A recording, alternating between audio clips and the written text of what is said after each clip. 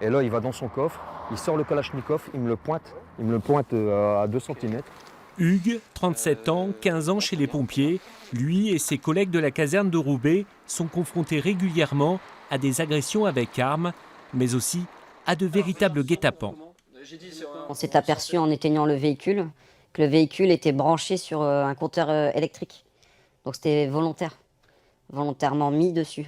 Donc nous, en procédant à l'extinction, on pouvait avoir des arcs électriques à tout moment. On se fait jeter des micro-ondes, des pots de fleurs, des fois des machines à laver, tout ce qu'ils trouvent, quoi.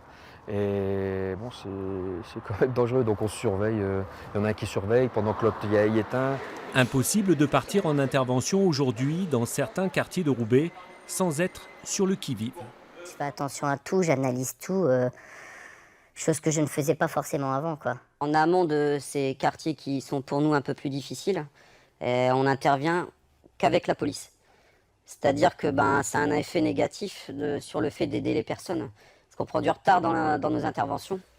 Dans les Hauts-de-France, la violence contre les pompiers est en hausse, plus 36% en un an.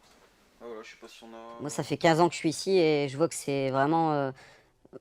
c'est un problème qui devient vraiment récurrent, quoi. Avant, c'était des cas...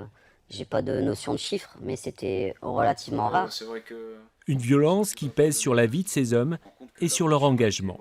Il y a eu des grosses pensées noires de suicide parce qu'au bout d'un moment, tout nous casse les pieds.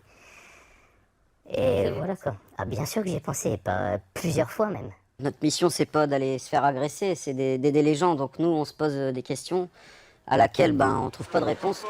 Cette montée des violences, tous ces pompiers en sont témoins.